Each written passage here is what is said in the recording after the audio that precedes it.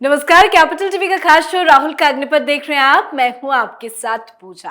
अपने अग्निपथ पर निकले राहुल गांधी कर्नाटक में कभी बस की सवारी कर रहे हैं तो कभी डिलीवरी पार्टनर्स के साथ बातचीत कर लोगों से कनेक्ट होने की नौटंकी कर रहे हैं। पर वो चीन के साथ जिस तरह से कनेक्ट है, उसके कनेक्शन पर विदेश मंत्री एस जयशंकर ने तगड़ा जवाब दिया है कि कांग्रेसियों की अक्ल ठिकाने आ गई है।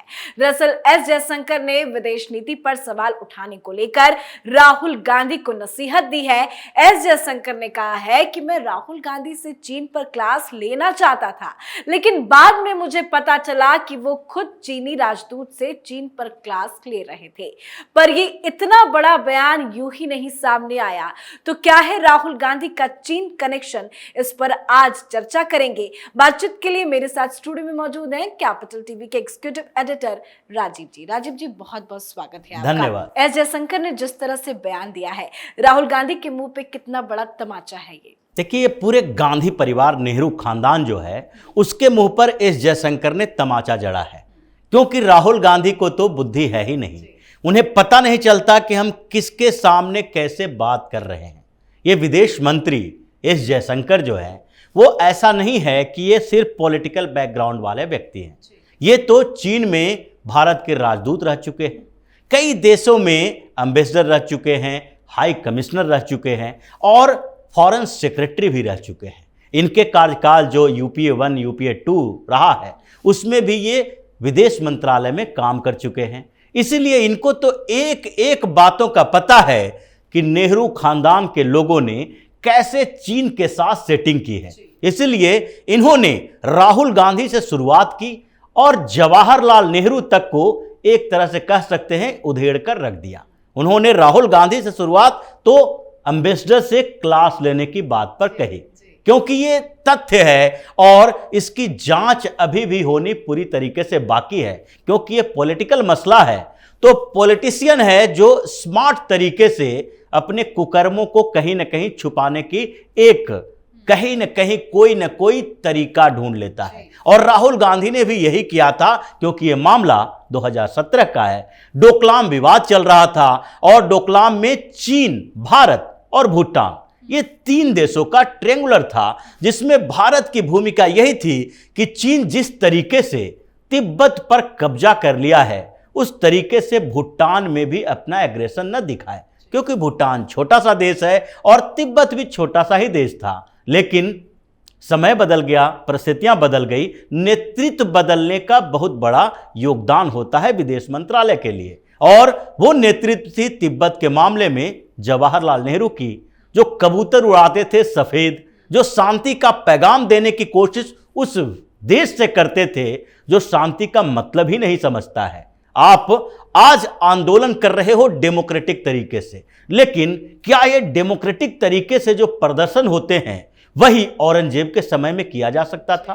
औरंगजेब के समय में कोई प्रदर्शन करने के लिए बाहर आए और औरंगजेब के सिपाही निकलकर हाथियों से कुचल देते, उन लोगों को तलवारों से उसकी गला काट देते। वही स्थिति है जहां चीन डेमोक्रेसी के लिए प्रदर्शन करने वाले लोगों को टैंक से कुचल देता है। थियांगनांग चौक जो है इसका गवाह है। उस देश के साथ रिश्तों को लेकर आप सफेद कबूतर उड़ा रहे हो, तो फिर उसका भुगतना तो पड़ेगा ही। तो राहुल गांधी 2017 में डोकलाम विवाद के समय में चीनी राजदूत से मिलने के लिए दिल्ली में चीनी एम्बेसी में गए थे, और जब विवाद उठा तो उसके बाद राहुल गांधी पहले तो 3 दिन तक चुप्पी साधे रहे। सुरजेवाला, यही जो है रणदीप सिंह सुरजेवाला, वो सामने आकर बोल रहे थे कि गांधी परिवार को बदनाम करने की कोशिश है। लेकिन जब चीन के ही अखबारों ने इसको निकाला, लिखा कि भारत के प्रमुख विपक्षी पार्टी कांग्रेस के नेता राहुल गांधी ने चीन के एम्बेसडर से मुलाकात की और डोकलाम के मुद्दे पर चर्चा की, उसके बाद ये लोग सामने आए और राहुल गांधी ने ट्वीट किया कि हमने मुलाकात तो की, लेकिन इससे पहले हम पूर्व राष्ट्रीय सुरक्षा सलाहकार से भी मुलाकात किए थे, नॉर्थ ईस्ट के कुछ सांसदों से मुलाकात किए थे, पूर्व विदेश मंत्री से मुलाकात किए थे और भूटान के हाई कमिश्नर से मुलाकात किए थे। इन लोगों से हमने मुलाकात की थी, लेकिन उन लोगों से मुलाकात की थी इसकी चर्चा कहीं नहीं हुई। आपने सीधे चीन के एम्बेसडर से मुलाकात करने के लिए एक समय निर्धारित किया शाम का, जहां पर आपने उससे मुलाकात करके उसी से पूछ रहे हैं कि तुम बताओ भाई कि चीन का स्टैंड क्या है इस पर, और हम क्या बोलें जाके संसद में और देश में कैसे हंगामा मचाएं कि मोदी सरकार बदनाम हो, प्रधानमंत्री बदनाम हो और भारत की बदनामी से चीन को कुछ फायदा हो।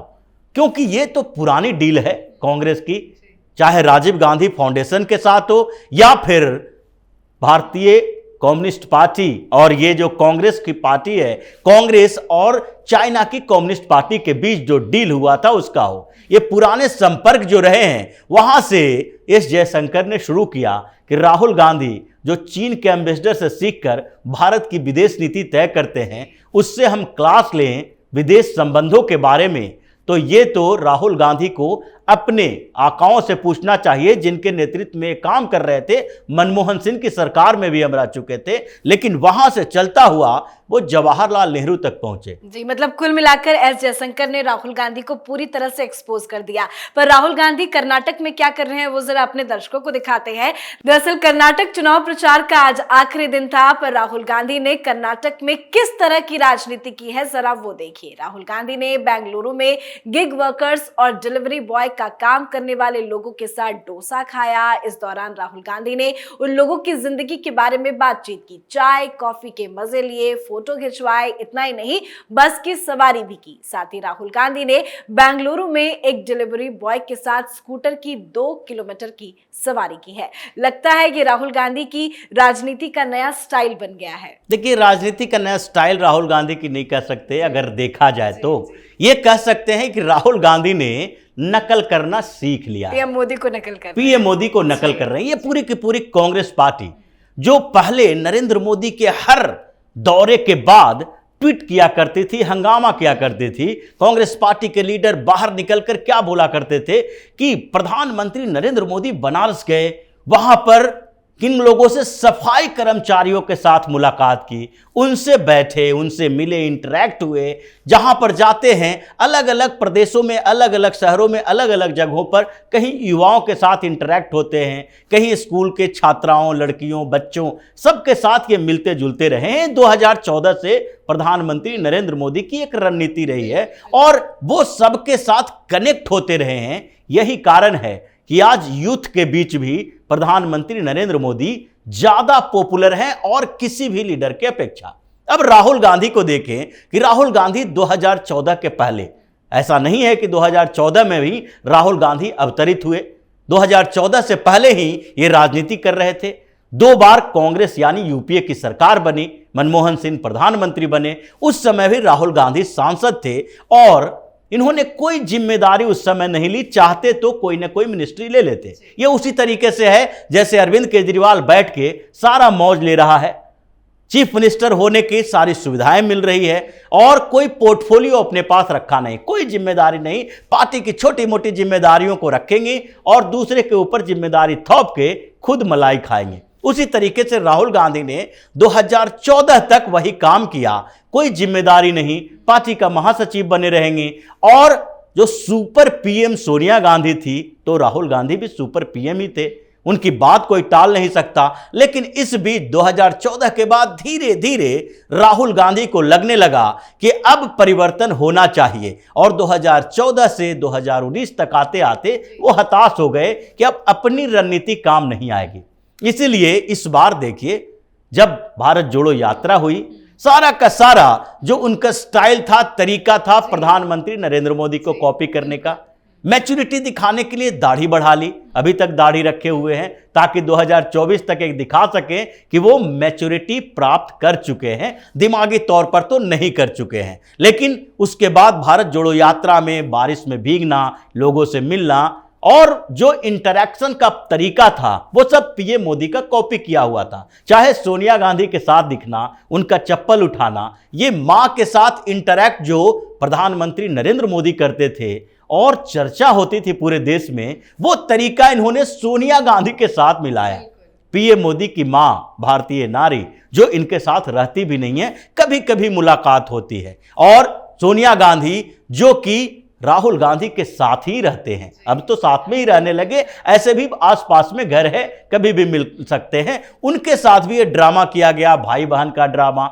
अब वो बस में चल के छात्रों के साथ मिले, यहां डीयू में आए थे, हंगामा हो चुका है कि डीयू के हॉस्टल में आपने बिना परमिशन के कैसे एंट्री ले ली, मेस में चले गए, हंगामा हो गया।